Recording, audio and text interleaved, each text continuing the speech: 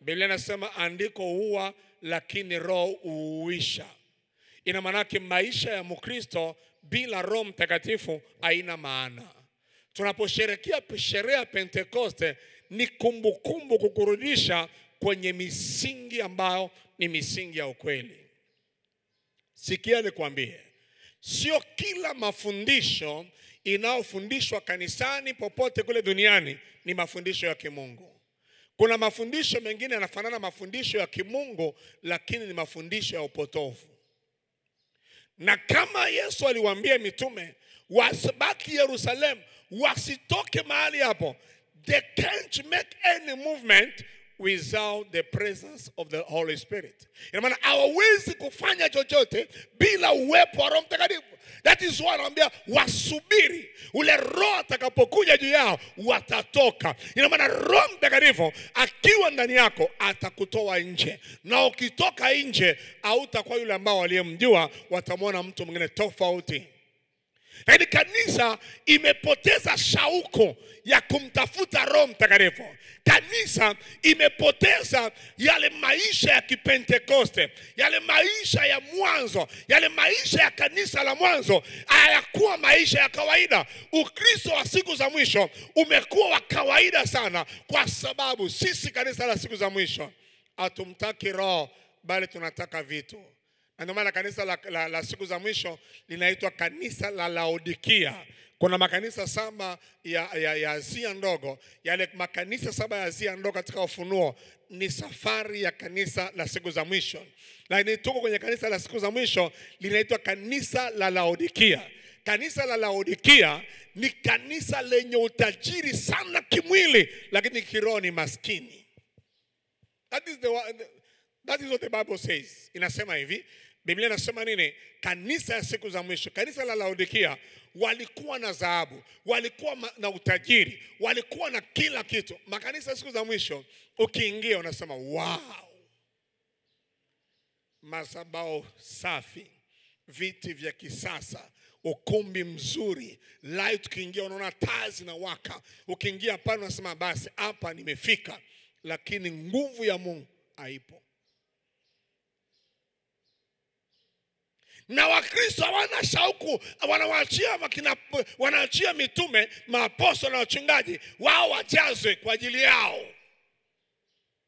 Imana kanisa siku za mwisho wanataka sisi tujaze kwa ajili yao. Wanasahau ya kwamba hata kwenda mbinguni unahitaji kuwa na Roho wa Mungu ndani ya maisha yako. Kanisa ya siku za mwisho hawataki vitu vya rohoni, wanataka vitu vya mwilini. Ni kanisa la Laodikia. Very rich but very poor. Ni kanisa, yale makanisa siku za mwisho sio kama ya zamani tulikuwa tunapiga ngoma taka taka taka. Yale makanisa tunapiga ngoma zamani, Yesu ni mwema, taka taka tunapiga ngoma. Ukiona makanisa power ilikuwa inatembea kwa viwango vya kipekee. Maana Wakristo walihitaji nguvu ya Mungu. Leo unakaa kwenye kiyoyozi au toki jasho, unakosaje kutafuta nguvu ya Mungu?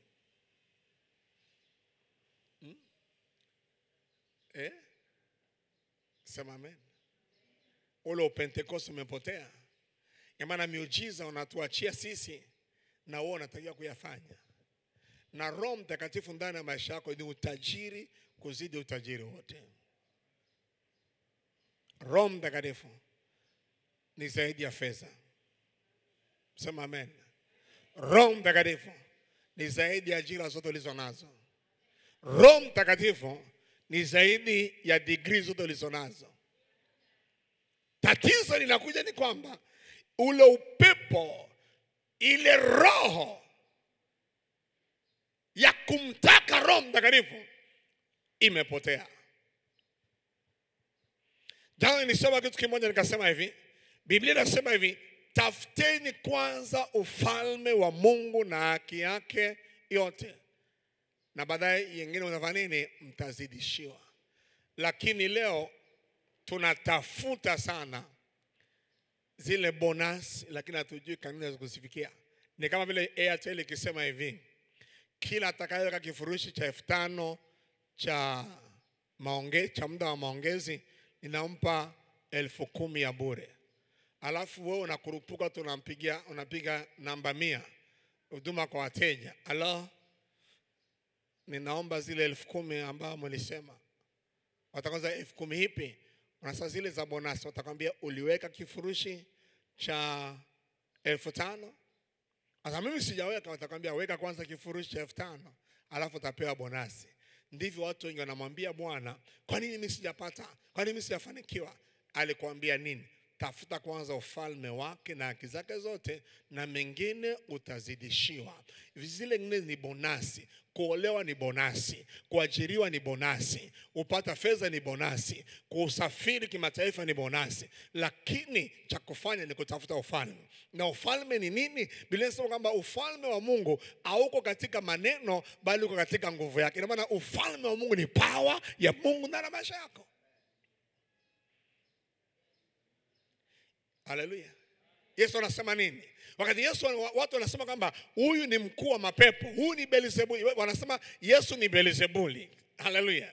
Yesu anasema hivi, kama ninatoa mapepo kwa kidole cha Mungu, ina maana yake ufalme wa Mungu tayari uko hapa. Kidole ni nini? Kidole ni power.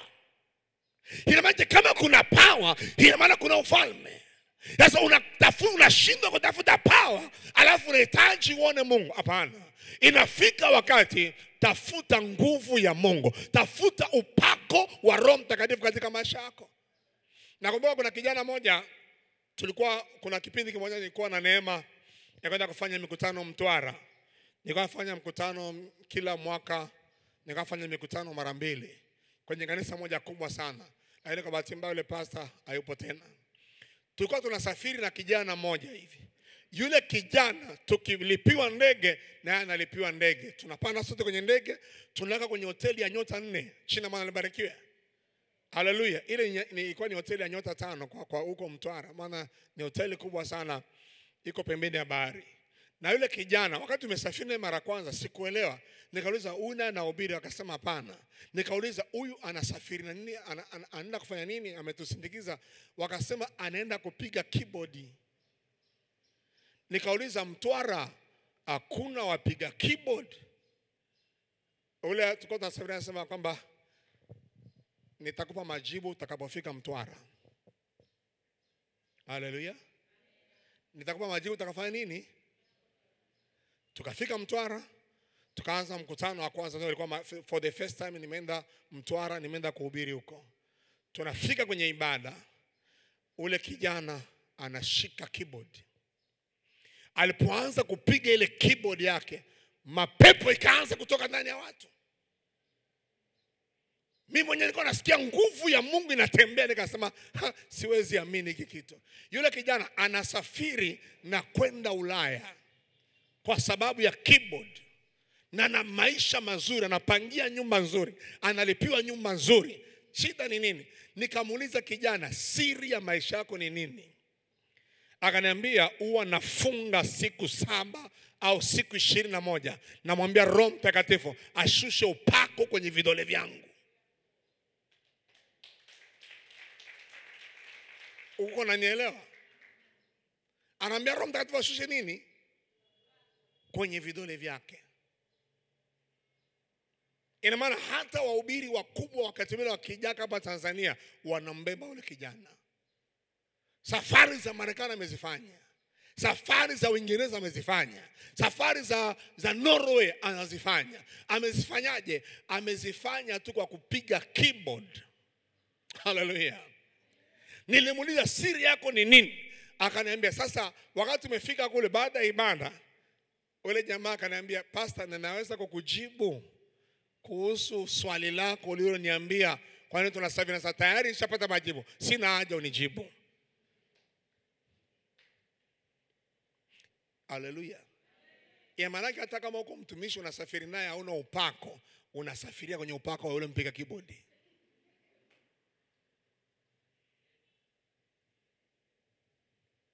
Yesu alisema nini? Nilishia jana. Katika Luka sura 4:14 inasema Yesu akarudi amejaa nguvu za Roho Mtakatifu. Na habari zake zikatapakaa kila kona. Sema amen. Umaarufu yani turudie. Tunaanzia hapo tunaelekea. Luka 4:14 hadi 15. Tunaanzia hapo tunaenda maana tuliachia hapo nafikiri. Luka 4:14. Biblia inasema Yesu akarudi kwa nguvu za Roho. Yesu akarudi kwa nguvu zake. Akaenda Galilaya. Kwa nguvu za Roho akaenda Galilaya. Habari zake zikaenea katika nchi zote za Galilaya. Kilichosababisha habari zake zinaenea kila kona ni kwa sababu gani? Kwa sababu alirudi katika nguvu za Roho Mtakatifu. Ya maana Roho Mtakatifu anakupa umaarufu. Ndio maana Zakaria anasema nini? Sio kwa nguvu zako, bali kwa uwezo wako utashinda, bali kwa Roho Mtakatifu. Ina maana unapokifanya kitu bila Roho Mtakatifu, akitakuwa na mvuto wowote, akitakuwa na umaarufu wowote, utakuwa kama unapiga upepo, unapiga ngumi upepo. Kanisa inafika wakati kwenye kila kitengo cha maisha yako, tafuta nguvu ya Mungu. Nguvu ya Mungu huwa inakupa umaarufu. Sema amen. Haleluya. Sikiliza, tatizo linakuja kwako au ujichui. Sema amen. Hivi ulivyo, njoo Pastor Mtima. Unaona Pastor Mtima yuko hapa. Mungu kumleta duniani, nyuma ya maisha yake kuna maelfu ya watu wanaweza kufanikiwa. Halo? Niongea na mtu. Hivi alivyo hapa, nyuma ya maisha yake, akitafuta nguvu ya Mungu sawa sawa, kuna maelfu ya watu wanaweza kubarikiwa. Sema amen. Uko unanielewa vizuri? Sasa kutokujua hatutafuti nguvu ya Mungu. Kutokujua tunaisahau Pentekoste.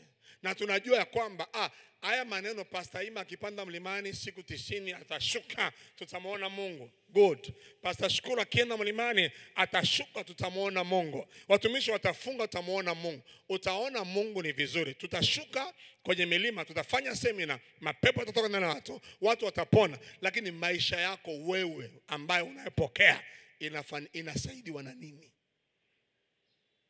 Umesoma, una degree 3, ulishalipia gharama. Unajua kusoma ni kulipia gharama. Lakini kwa nini usifanikie? Kwa nini usipate kazi? Kwa nini watu usikubaliwe? Kwa sababu you don't have power. Sema amen.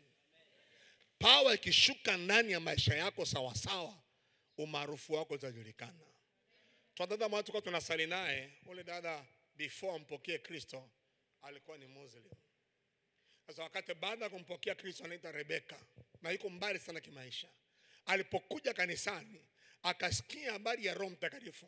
Aliposikia habari ya Roho Mtakatifu, alikuwa ule dada hata alikubali kuachika. Mume wake alimwambia hivi, unachagua mawili. Unachagua kutembea na Yesu au unachagua kubaki na mimi? Kubaki na mimi usiende kanisani. Akasema I'm ready.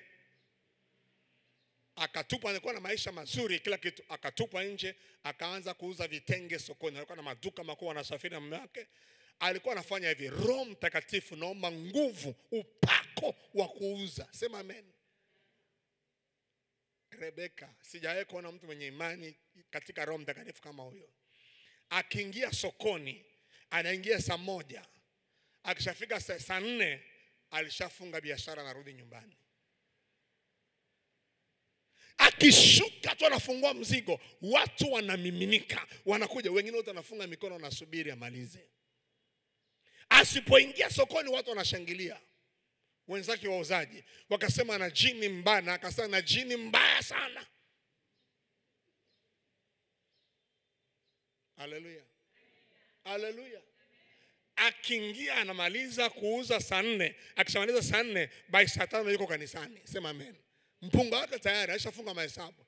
Anaingia kanisani, kutoka kanisani ni jioni. Anaomba, anajazwa Roho wa Mungu, na nguvu ya Mungu iliposhuka tena zaidi kwake, ikamfungua macho ya kuona. Lakini wewe even dakika 30 kutafuta nguvu za Mungu kwako ni kitu kigumu. Hata hapa tukisema tuombe, hapa tunaanza maombi, utaomba dakika 5, baadaye unaanza kodoa macho.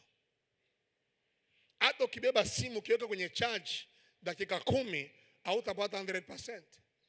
Inabidi simu ikae dakika ya kutosha kwenye church ili iweze kuwa full charge. Kukaa kwenye presence ya Mungu kwa muda mrefu kunaachia nguvu ya Mungu shuka ndani ya maisha yako. Na kisha shuka ndani ya maisha yako inakupa umaarufu. Na tuna designer wa Kristo wanakaa kwenye TikTok masaa 4. Kwenye Facebook masaa 4. Lakini kukaa kwenye presence ya Mungu dakika 45 kwao ni mtihani. Ataanza maombi kwenye magoti, atajikuta ameshafunikwa na blanketi, ajua alifikaje kitandani.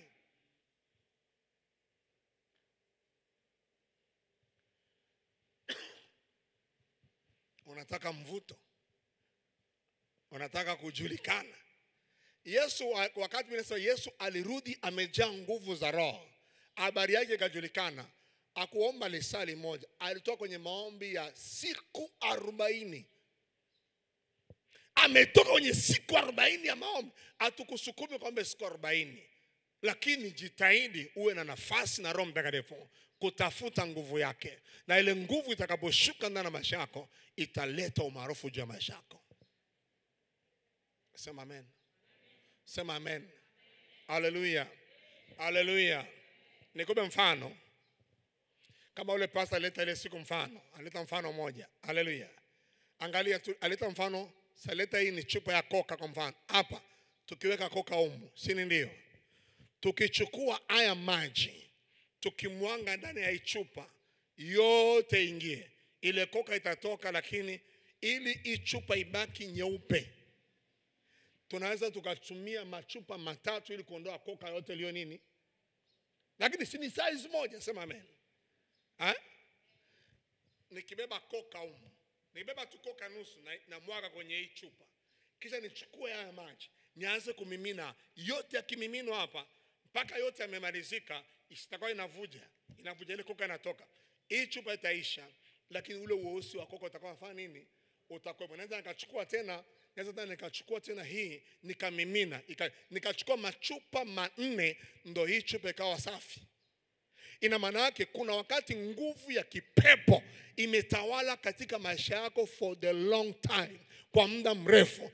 Unapokaa muda mrefu kutafuta nguvu ya Mungu, ile nguvu ya giza iko inatoka yenyewe. Kwa deliverance inahitaji tukemee mapepo. Nguvu ya Mungu ikipita kwa ndani yako, mapepo, vifungo vinakachia.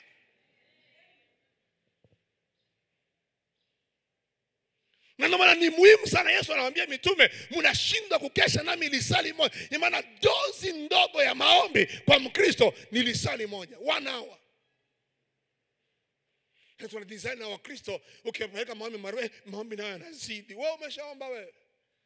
Yesu anasema mpaka sasa hamjaomba bado. Wakristo wanapenda kudanganywa. Unajua makanisa ya siku za mwisho yamefanya Wakristo wengi wamebweteka. Na amebwetekaje? Kwa sababu wakifika kwenye ibada wanamsubiri tu ule apostle aanze tu kuwafanyia deliverance, but they don't want to pray. Tutatoa pepo sawa, lakini kesho kama uko pamoja na sisi itakuwaje? Unatakiwa utafute ile nguvu ya Mungu. Kishaingia inaleta mvuto, inaleta umaarufu. Dada yangu, tafuta nguvu ya Mungu. Acha kushindana kwa vipodozi, shindana kwa nguvu za Mungu. Nguvu ya Mungu itakupa umaarufu, sema amen. Nguvu ya Mungu itakufanya ujulikane. Nguvu ya Mungu itakufanya, sikiliza, kiwango cha nguvu ya Mungu ndani ya maisha yako ndio kiwango cha, sikiliza, iko hivi. Haleluya. Sio unaona hii chupa? Si nimechukua kwa mkono moja. Inaweza kabeba imeza kwa mkono moja. Kwa nini? Si ni mkono huo. Ni kwa sababu gani? Sina power zaidi ya kunyanya. Lakini pakitokea jitu lingine litafanya tu hivi. Hii meza mami inashinda kunyanyua. Pakitokea jitu lingine linaweza kubeba hii meza na haya makochi, linanyanyua kwa mkono mmoja. Sote tuna mikono, sote ni wanaume. Imeshindikanaje? Power inatofautiana. Ya maana kuna power zingine haziwezi kupushi vitu.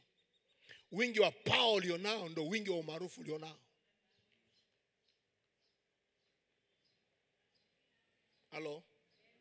Halo. Kuna siku moja mwimbaji mmoja alifanya tamasha. Ile tamasha alifanya ili kusanya watu wengi mno. Na wakati alikuwa anaimba miujiza ilifanyika mno. Wenzake wenye majina makubwa kuliko yeye hawajawahi kufanya hiyo tamasha. Wakawa wanauliza, kwa nini mwenzenu anafanya tamasha kubwa na nyinyi mnamzidi kuimba na nyinyi mna umaarufu mkubwa? Akasema, nimeomba zaidi ya miezi 8 kuombea tamasha moja.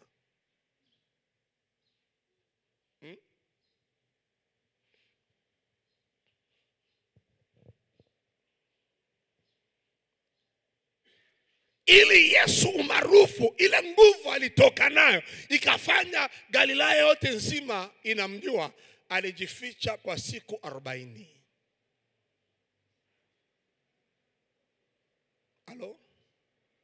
Halo. Tena sikia nikwambie, na zile siku 40 Yesu alizifunga, akuzifunga mara 2. Alizifunga mara hii. Na Biblia inasema kwamba miujiza ambayo Yesu alifanya katika miaka 3, hakuna kitabu chochote duniani kinaweza kubeba historia ya miujiza yote. Haleluya kanisa.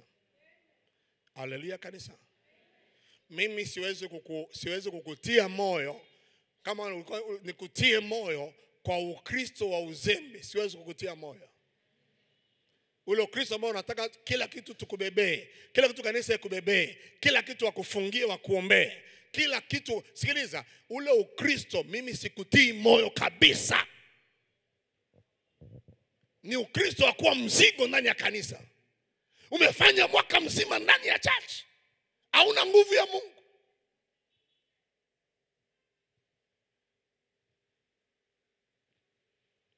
Nafikiri hautanipenda kwa hii. Lakini kwa hii ni kuleta mabadiliko ndani ya maisha yako. Sikiliza, ukitaka kuponya kidonda cha mtu kiumize zaidi. Kuna vitu tunalia sana, mimi sina mvuto, mimi na mkosi, mimi sina kibali. Hauna kibali kwa sababu hauna kitu cha kuattract watu. Tafuta nguvu ya Mungu. Na hii jioni tunapoingia kwenye maombi, acha mzaa. Yaani kuna watu wengine ni kama gari ambao imeshaharibika nini? Starter. Yaani mpaka mumsukume. Jin jin jin.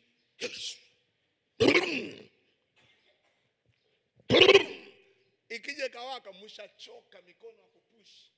Unatakiwa uwe ukibonyeza starter unawaka unaondoka. Uwe automatic, hapana kuwa mechanic. Na usifurahie Ukristo ambao una nguvu ya Mungu. Usifurahie Ukristo ambao shetani anakuonea, mapepo inakuonea. Ukilala wanagusa mguu, ukilala wanagusa mkono, ukilala wanafinyanga kifua chako, unaamka asubuhi. Mpaka ukimilia hapa kanisani. Na ukishafika pale kanisani hawajanipokea, hawana upendo. Wanadharau watu. Ule unayemkimbilia, unajua mateso unayoipata. Unajua kanisa, mkitaka kujua heshima, unajua kuna siku moja pastor, kuna jamaa moja alikuwa anasema kwamba nikisikia mtumishi amefunga maombi naogopa. Walimchukua siku moja, alikuwa anataka madharau, wanakula fungu letu la 10 tu, wale ni matapeni. Siku moja mapepo yakamvamia nyumbani kwake. Mchungaji alikuwa anasikia zile habari. Ngoja sasa, iko siku ndampata kwenye kona huyu. Alipo anakimbia nyumbani kwake, ananiambia kwa nyumba ya nini? Kaambia kanisani. Mchungaji anamwambia hivi, ile mapepo yatoke, tufunge siku hizi kavu. Ndio mapepo yatakimbia, pasipo yanakuwa. Akasema niko tayari kufunga mchungaji. Waenda siku ya kwanza. Ilipofika saa 2 jioni, ile jasho ya mauti inaanza kumtoka. Walipofika kesho asubuhi anaanza kulia, mtaniua, mimi sio mchungaji. Mtu anasema bana, ni mapepo sio ya mchungaji, ni mapepo yako nyumbani kwako. Tufunge. Kwanza mimi mchungaji, kwanza mimi haiko nyumbani kwangu, ni nyumba. Mimi nakusaidia tu. Twende mpaka siku ya 4. Walipofika siku ya pili akazimia. Wakamwangia maji. Akanyanyuka. tufunge. Usipofunga mapepo yatakuwa. Unisamehe. Sitarudia tena kudharau watumishi. Nimeokoka. Alifika siku ya 3. Ilipofika saa 2 hiyo siku ya pili baada ya kumwangia maji, akazimia tena. Wakamwamsha wakampa uji. Walipompa uji wakamweka pale. Mwambie unaonaje hii? Hatujafika siku ya 3, unaonaje hii?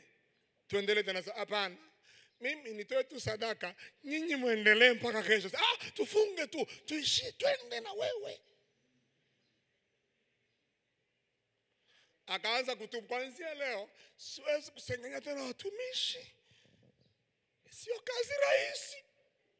Mwambie hivi tunakupa uji, tunaendelea kesho. Hapana. Alipoomba kwenda chooni,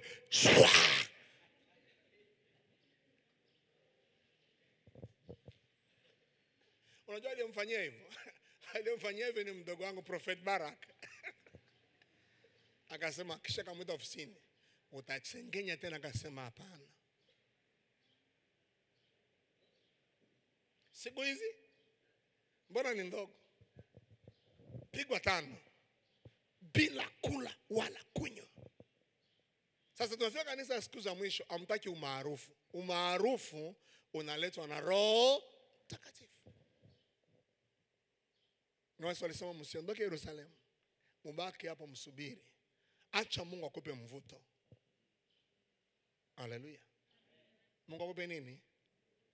Sikia nikwambie, unaweza ukakata ukanyoa, wewe ni mdada, ukanyoa kipara cha wembe, lakini watu wanamiminika kukutafuta. Uko tayari kunioa? Uko tayari tukuoe? Unaweza ukatafutwa na kipara chako.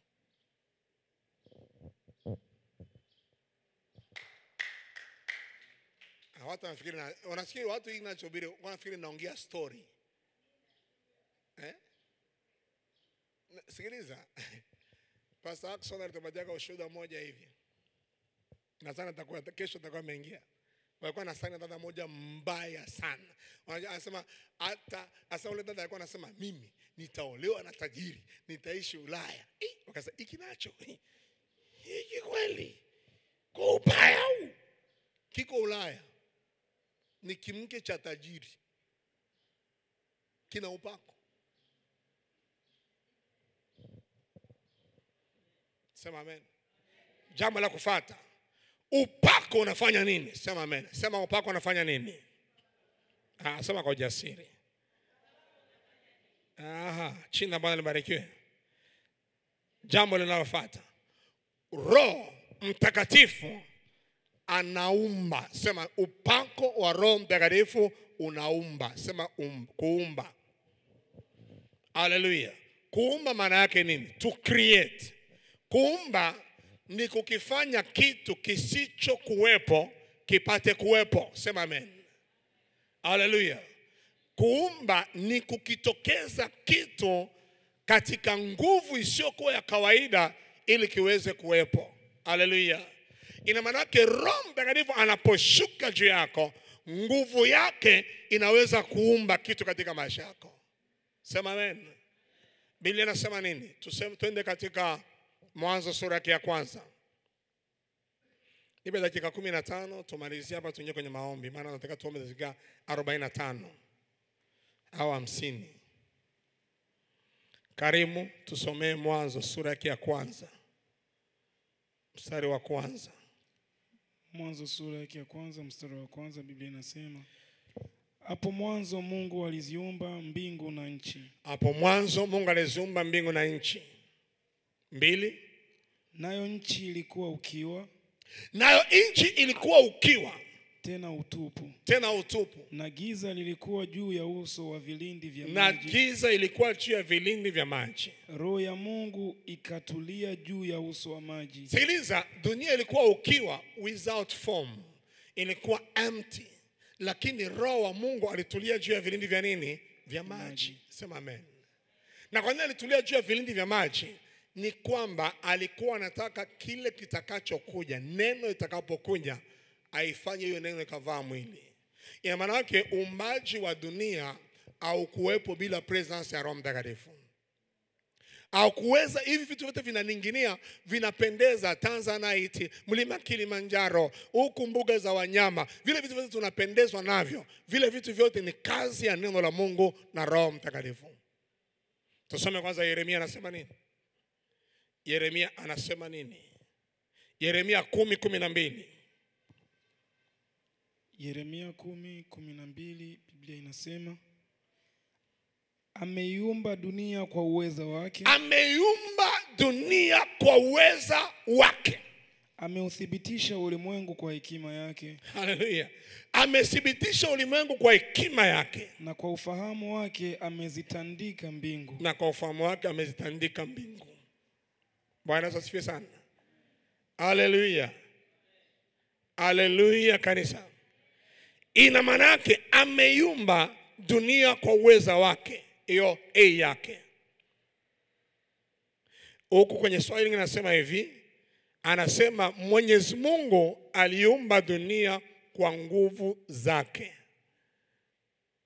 Huku anasema God is the one who used his power and made the earth.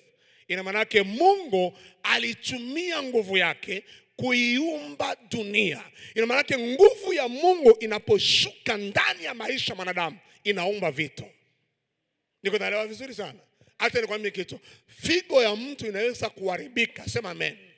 Kisayansi figo inapoharibika, ule mtu ana njia nyingine. Njia pekee alionayo ni njia ya kubadilisha. Na asipobadilisha aendelee kusafisha mpaka siku ya kufa kwake. Si ndio? Haleluya. Aendelee kusafisha mpaka siku ya nini? Ya kufa kwake. Au apate mtu wa kumtolea figo. Na ili amtolee figo awe na pesa. Sema amen. Lakini nguvu ya Mungu ikishuka juu ya mwanadamu inatengeneza figo mpya. Haleluya. Tuna watu walitolewa vizazi, ana kizazi kabisa, amekuja kanisani, ameombewa, anazaa watoto. Wale watoto wametoka wapi? Na wakati kizazi hakipo, ile power iliyoshuka ndani yake ikaumba kizazi kingine kipya na mtu akaweza kuwa hai. Kuna siku moja tulikuwa na Hope Dodoma. Tulikuwa kanisani, ilikuwa Ijumaa. Wamemleta mtu figo zimeisha kabisa. Ka familia imefika kwenye level amba hawana tena fedha. Au panje kumbuka. Hawana tena fedha kusafisha figo yake. Wametoka Mpwapwa, hela zimeisha. Hali ya mtu anakuwa mbaya. Wamemtoa kwenye gari. Ilikuwa Ijumaa. Wanamuingiza kanisani, wanamnyanyua hivi. Ameisha, hana tena nguvu. Wakasema figo zake zimefika mwisho na sisi hela ya kusafisha hatuna tena, familia yetu ni maskini. Nikaomba na ule mtu, nikaomba naye, ilikuwa Ijumaa. Nikaomba naye, nilipoomba naye nikamwambia huyu mtu wenu amepona. Wakamnyanyua, wakamrudisha kwenye gari. Hakutembea. Opa akaniambia, baba, huyu kweli atapona? Opa angekuwa ngombe, huyu atapona? Akamrudisha kwenye gari. Aliporudi kwenye gari, mimi simjui. Aliletwa tu kwenye maombi, nimeona gari limeingia, ameletwa. Mimi simjui na sikukariri sura yake. Imefika Jumapili, nikaona kipindi cha watu kushuhudia, wakaanza kushuhudia. Nikaona yule ndugu naye, mtu mmoja ametembea, amefika mwembamba. Unaona ni mtu ambaye alikuwa kwenye magonjwa muda mrefu, lakini kama vile amepona. Naye amesimama.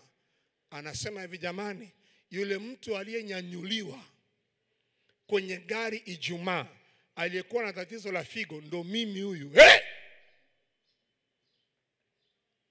Ilitokea alikuwa hawezi kutembea na nyanyuliwa. Jumamosi asubuhi baada ya kutoka kwenye maombi, ilipofika saa 4 wakaenda kumwangalia chumbani, wakakuta hayupo. Watu wakasema ameibiwa, amenyakuliwa. Watu wakaanza kumtafuta, tafuta mtu aonekane. Walipozunguka nyuma ya nyumba, wanamkuta anapiga mswaki. Paka hivi ninavyokuambia, analima mashamba Mpwapwa. Yuko hai mpaka leo. Ina maana yake nini? Kilichoumba figo nyingine mpya sio uwezo wa mwanadamu, ni nguvu ya Roho Mtakatifu iliingia ndani yake, ika create figo nyingine. Tunafikia kuwa na makanisa ambao watu wanapoingia ibadani hawaamini katika nguvu. Twende kwanza Zaburi ya 141 mstari wa 6 anasema nini? Zaburi ya 146 mstari wa 41 mstari wa 6 inasema nini? Zaburi 146 mstari wa 141 mstari wa 6. 141 mstari wa 6. Biblia inasema makadhi wao wakiangushwa kando ya genge. Nimechanganya mada. Hiyo Zaburi imebaki kichwani, maana nilikuwa nimempa mtu mmoja alikuwa na kesi, kama na wewe chukue hiyo. Alikuwa na kesi mahakamani. Sema na alishinda. Sema amen. Hiyo Zaburi. Sasa acha nitafute. Inasema hivi. Dakika moja. Ni 45. Zaburi ya 145 mstari wa 6 na mstari wa 11. Mstari wa 6 inasema watu watayataja matendo yako ya kutisha. Watu watayataja matendo yako ya kutisha. Nami nitausimulia ukuu wako. Nami nitausimulia ukuu wako. Mstari wa 9. Bwana ni mwema kwa watu wote. Na rehema zake zi juu ya kazi zake zote. Bwana, kazi zako zote zitakushukuru, na wacha Mungu wako watakuhimidi. Amen. Jina la Bwana libarikiwe. Huko anasema hivi. Kwa Kiswahili imesema vibaya.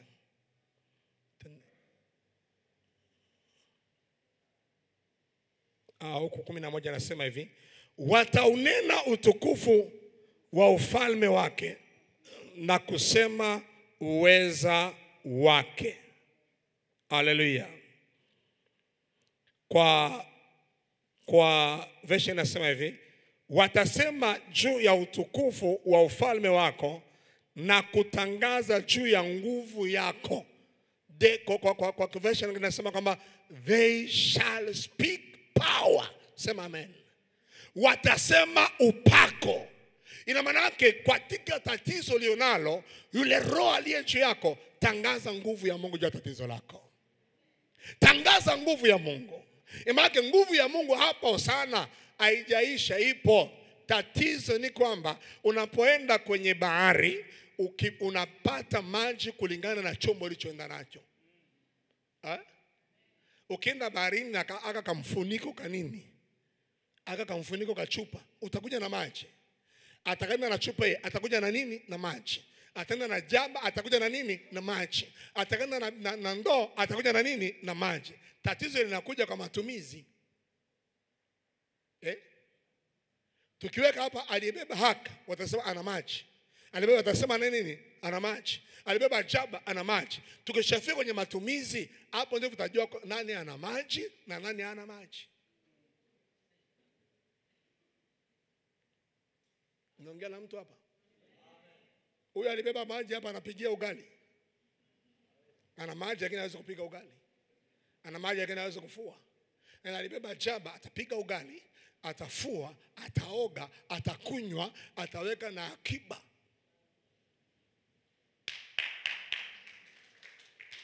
Mimi na upako ndio.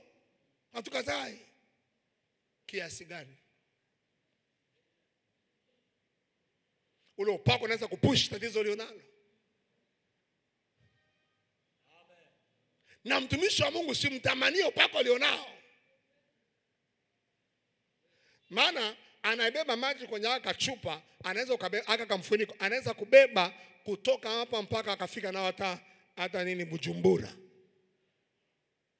Anabeba mwenye chupa, anaweza kubeba mpaka akafika nao mpaka Uganda. Jambo utaibeba mpaka Uganda. Maana gharama ya kile unachokibeba.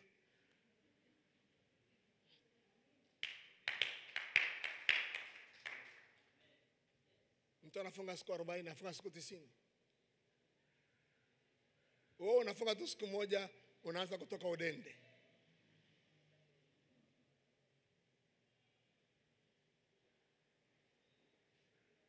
Mwenzako anaomba masaa 3, wewe unaomba dakika 10. Tutachaji sote, tunaweza simu zetu tunazichaji zote. Wewe ulichaji simu yako dakika 5. Mimi nimechaji simu yangu lisali zima. Sote tumechaji. Lakini matumizi. Wewe ukiwasha internet. Na niko naongea vitu ambavyo ni very simple. Lakini nguvu ya Mungu ina create kitu. Sema amen. Inaumba. Sema amen. Bila sasa kila kitu kiliumbwa kwa nguvu ya Mungu. Maana tutatangaza nguvu ya Mungu. Tufike wakati tunatangaza nguvu ya Mungu, itaumba vitu. Unaweza ukashangaa uko unatafuta nguvu ya Mungu, unaweza ukashangaa hiki kinatokea. Hiki kinatokea. Hiki kinazaliwa. Paka watu wanakuuliza ulifikiaje mafanikio, hata wewe mwenyewe unashinda kueleza. Kwa sababu ni kitu ambayo hakiko normal, ni power ya Mungu ndani ya maisha yako. Hello? Hello? Mimi wiki hii sitasema na vitu vichache. Nasema vitu vigumu sana ili upate kichaa. Ili wale watumishi wawili watakapokuja, wale watakaoendelea, wakianza kuomba na wewe, wakupeleke kwenye level nyingine. Mimi sio main speaker, mimi ni Yohana Mbatizaji. Niko naandaa njia, sema amen. Hallelujah. Lakini sitaki nikwambie vitu vingi, nataka nikurudishe kwenye vitu Roho Mtakatifu anaumba. Mariamu anamwambia malaika, itawezekanaje? Mimi simjui mume. Sema amen. Angalia mtu damu yake imejaa virus. Imejaa virus wa ukimwi. Daktari yoyote yule, sayansi yote, hata wabadilishe damu, hawataweza kumaliza wale virus. Lakini kwa nguvu ya Mungu inaweza kucreate damu nyingine. Mtu amezaliwa na sickle cell. Hello? Anazaliwa na sickle cell. Wale watu kusurvive ni shida. Damu yao ni ndogo sana. Na hawaruhusiwi kupata watoto, maana wakizaa wanaweza wakafa. Lakini inafikiaje mtu aliyekuwa na sickle cell amepona, amekuwa kama mtu wa kawaida, na hiyo isipokuwa nguvu ya Mungu ina change system ya mwili, anakuwa mtu normal tofauti na jinsi alivyokuwa kwanza. Na ndio vitu kanisa tunataka tufikie level ya namna hiyo. Roho anaweza kuumba, sema amen. Anaweza kuumba ini mpya, anaweza kuumba figo mpya, anaweza kuumba mapafu mapya, anaweza kuumba ubongo mpya, anaweza kuumba kitu kipya ndani ya maisha ya mwanadamu. Kizazi kipya kinaweza kuumbwa. Haleluya. Haleluya. Hapa kwenye kanisa hii hamjashuhudia watu ambao walikuwa na vizazi wamepata watoto? Hapa, sio sehemu nyingine. Hapa. Haleluya. Ninavyozungumza hapa, ukiwa tayari, kuna kitu kinaweza kuumbika ndani ya maisha yako. Sikiliza, tufike level ya kuwa vichaa katika Kristo. Roho Mtakatifu anaweza kuumba jicho jingine. Sema amen. Jicho limeoza, limekufa na kuwa kipofu, inafikiaje tena unaanza kuona? Sasa amecreate kitu kingine. Umbaji ungali unaendelea mpaka leo. Unaendelea kwa nguvu ya Roho Mtakatifu. Sema amen. Kuna siku moja nilikuwa namfuata pastor moja anaitwa Benson Idaosa. Alikuwa anahubiri, akamwita dada moja na huzuni, akamuuliza, wewe dada, kwa nini una huzuni sana? Akasema, huzuni yangu kwa sababu ya ufupi nilionao. Watu wengi wananidharau kwa sababu mimi ni mfupi. Akasema, okay, unaweza ukasimama? Akasimama. Alikuwa mfupi sana. Akasema, angalia hapa ndani ya ibada, unataka uwe mrefu kama nani? Msimame wa dada wote wasimama. Akasimama. Akasema, nataka niwe mrefu kuzidi hao wote walio hapa. Akasema, mkamtafutie gauni ndefu sana mlete, niendelea kuhubiri. Wakamletea gauni ndefu sana, akavaa, ikawa imetapaka. Kwa imani alimsimamisha, ambia grow, grow. Alianza kurefuka kama antena ya TV. Mpaka leo ni mrefu. Mpaka leo ni mrefu.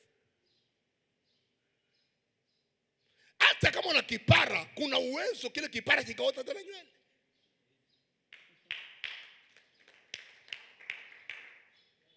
Tatizo ni kwamba nguvu ya Mungu hatuisamini. Tunasamini vitu kuliko roho wa Mungu. Yesu alisema sintowaacha yatima, nitawatumia msaidizi, na yule msaidizi atawasaidia kwa kila kitu mnachokihitaji. Nasema nguvu ya Mungu inawapa kila kitu mnachohitaji ili muishi maisha ya kumcha Mungu. Halo? Halo? Halo?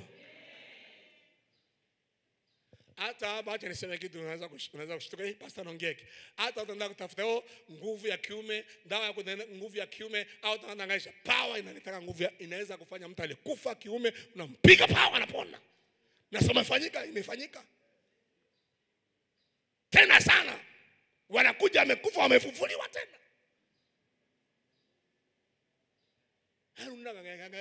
Mganga wa kienyeji na kuleta nguvu za kiume hivi unahangaishwa, kumbe kuna nguvu ya Mungu inaweza kuumba tena mtu akawa mtu mpya tena. Ninaongea kitu hapa. Na kama unabisha kuna mtu mmoja ana tatizo umlete. Wacha tuombe. Amen. Jambo la mwisho kwa siku ya leo. Nguvu ya Mungu inaweza kuponya.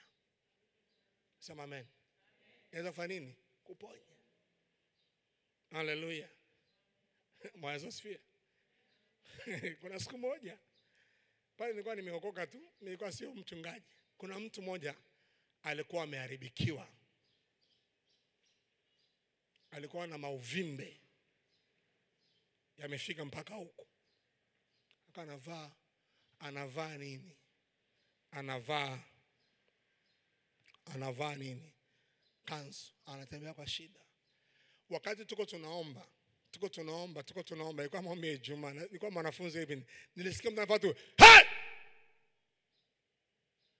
Alipopiga makelele akaanza kutafuta watu, anza kumwambia ni nini. Yale mauvimbe yalidisappear bila operation. Akabeba, unajua kumuujiza anaweza katokea ukasahau uko mbele za watu. Akanyanyua hiyo nini yake, kanzu yake, wakamwambia mzee uko mbele za watu.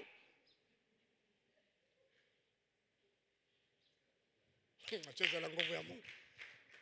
Alipoenda kwa nyuma, mtoto mdogo.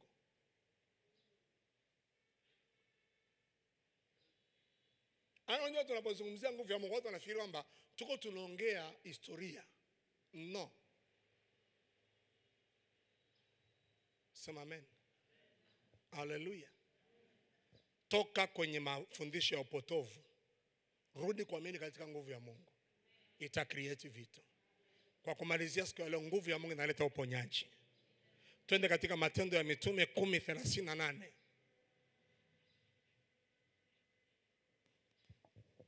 Matendo ya Mitume 10:38, Biblia inasema, habari za Yesu wa Nazareti. Habari za Yesu wa Nazareti. Jinsi Mungu alivyomtia mafuta kwa Roho Mtakatifu. Jinsi Mungu alivyomtia mafuta kwa Roho Mtakatifu. Na nguvu naye akazunguka huko na huko. Na nguvu naye akazunguka huko na huko. Akitenda kazi njema. Akitenda kazi njema. Na kuponya wote walioonewa na Ibilisi. Na kuponya wote walioonewa na nani?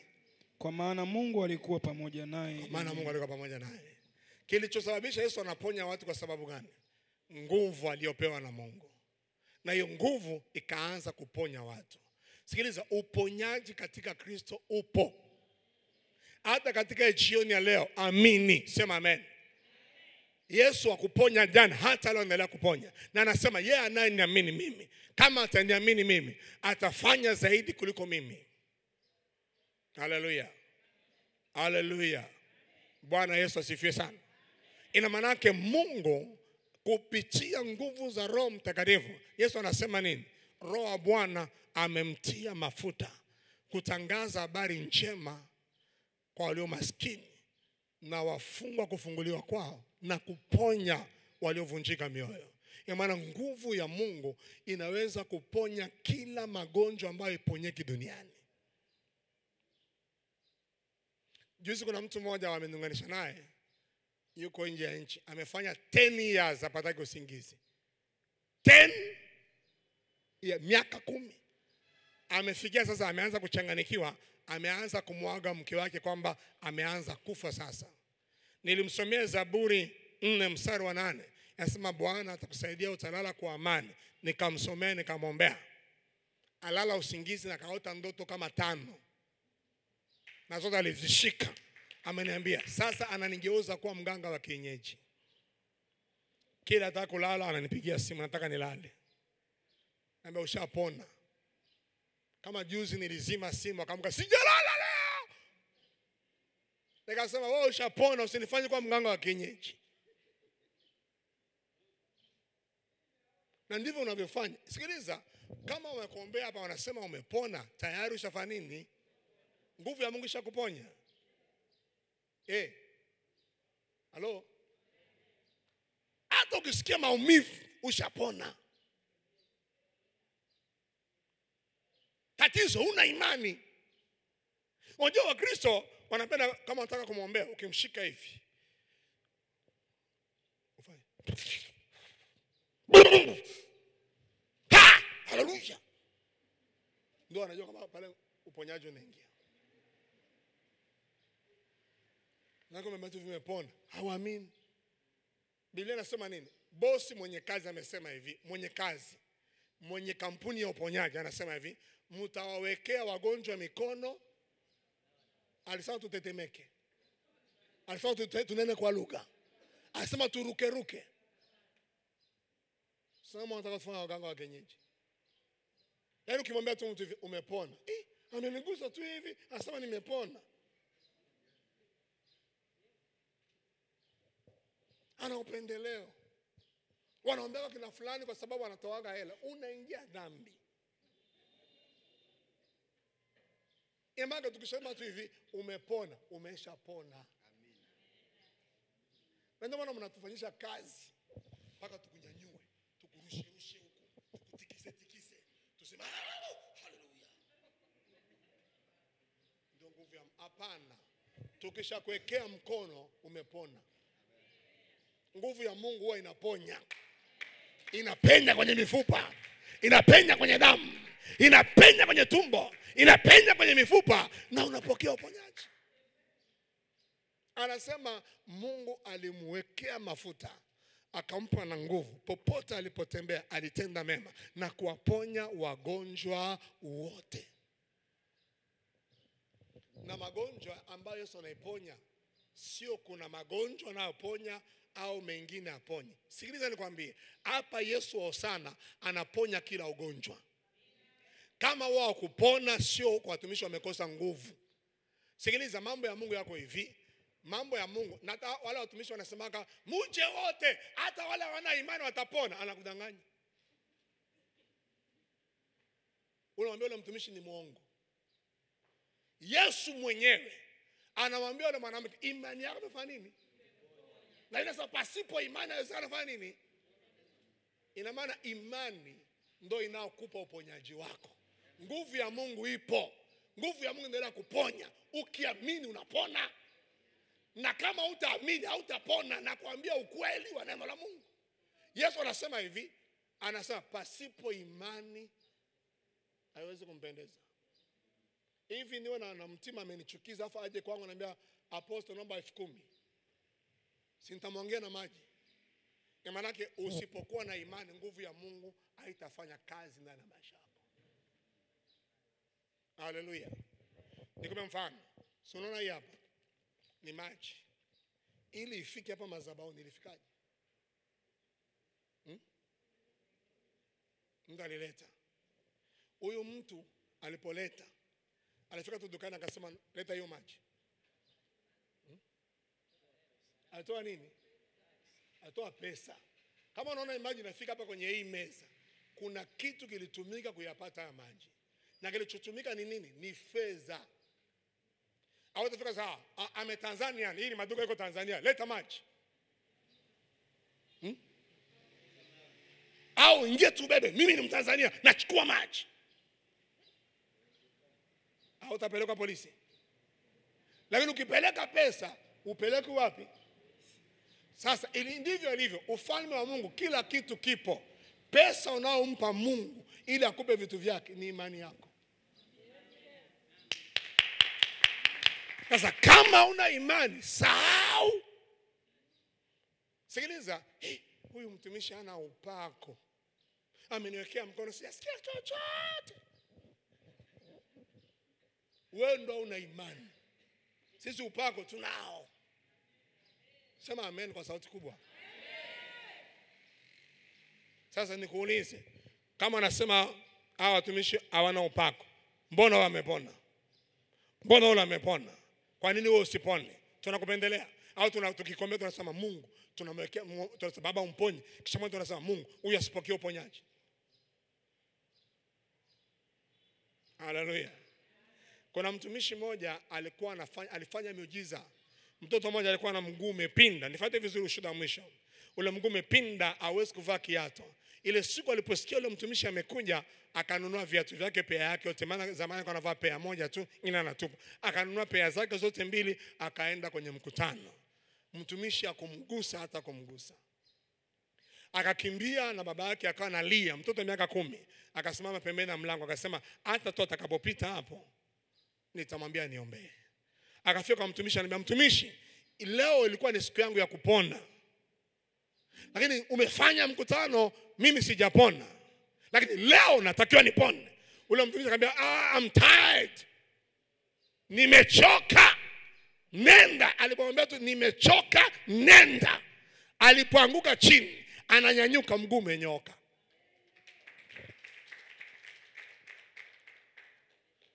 Akavaa kiatu chake akarudi nyumbani. Imani iliyokuwa ndani yake iliamini katika imani, hata pale alipeleka mkono hivi upako uliingia kwake. Tatizo linakuja ni kwamba unaingia kanisani, wakishakuombea ukisikia tu nyui, nilijua ili tatizo ni gumu. Kama ulijua ni gumu, kwa nini umekuja hapa?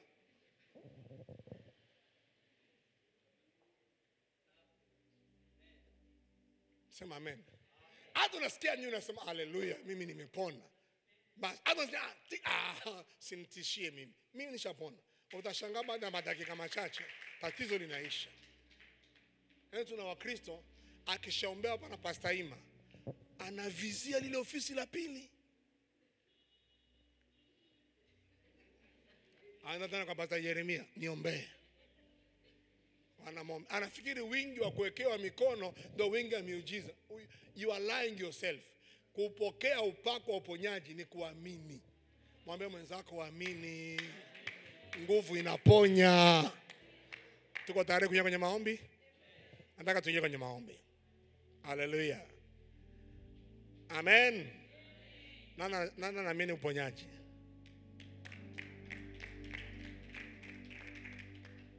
Nani ameingia na shida yote ya kiafya? Nani ameingia na shida? Ana mkono wake juu. Haleluya. Basi Suleiman na praise team tunakaa kwenye viti vyetu, tunaingia kwenye maombi.